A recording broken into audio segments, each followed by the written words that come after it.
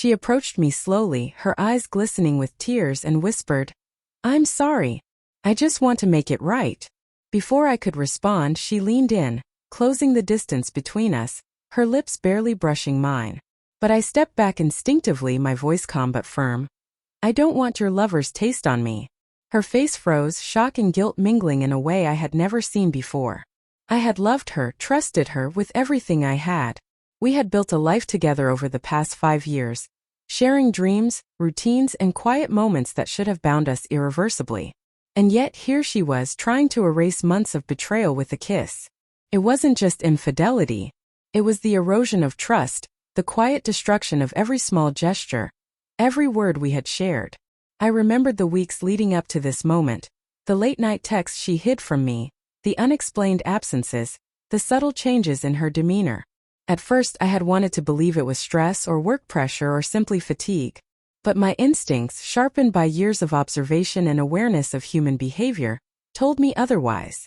Every lie, every half-truth, had been a breadcrumb trail leading to this inevitable confrontation. I wanted to scream. I wanted to shake her, to demand answers. But instead I kept my composure. My hands didn't tremble. My voice didn't rise. There is a power in stillness, in measured response. She had chosen her actions, and now she would face their consequences. The kiss she offered, meant to soothe, only reminded me of the truth I couldn't unsee. For a moment I studied her. The way her shoulders slumped, the quiet desperation in her eyes, the trembling of her lips. She was vulnerable, yes, but she had weaponized that vulnerability, using my love and trust against me. And I realized then that no apology, no kiss, could undo what had been done. I turned away from her, letting the silence stretch between us like a chasm neither of us could cross. My heart ached, not with anger, but with the quiet, piercing pain of betrayal. I had given her everything. My time, my trust, my unwavering presence. And now every memory felt tainted. Every moment we shared overshadowed by deceit. She followed me, her steps hesitant, her voice breaking as she tried to explain. "It wasn't like that. I didn't mean." But I held up a hand, stopping her mid-sentence. Words couldn't repair this. Rationalizations couldn't undo the choices she had made. I had always believed in directness, in facing the truth no matter how bitter. And the truth was clear. She had crossed a line that could never be uncrossed. I recalled the night she came home late, the way her phone would light up and she would shield it from my view. The small lies, each insignificant on its own, had formed a pattern too consistent to ignore. I had watched, waited, and calculated, not out of obsession but because I had trusted her with my life, my heart, my peace of mind. Trust, once fractured, doesn't mend with empty gestures. It leaves a permanent crack, a mark that reshapes everything. I sat down at the edge of the bed, my eyes fixed on the floor, and let her words wash over me. She pleaded, begged, tried to justify, tried to charm, tried to cry. But nothing reached me. Every sentence she uttered was a reminder of the betrayal I had been forced to witness. I realized that forgiveness wasn't possible, not yet, maybe not ever. The taste of betrayal lingered, and no apology, no kiss could remove it. She knelt beside me, hands trembling, seeking connection where trust once lived. I gently but firmly moved her hands away. "You can't fix this with a kiss," I said, my voice steady. "You can't erase the choices you made. I won't pretend they didn't happen." Her eyes filled with fresh tears, and I felt the weight of our shared history pressing down, heavy and suffocating. This wasn't the first time we faced conflict, but it was the first time the line between love and betrayal had become so painfully clear. I stood up, my reflection in the bedroom mirror staring back at me like a stranger.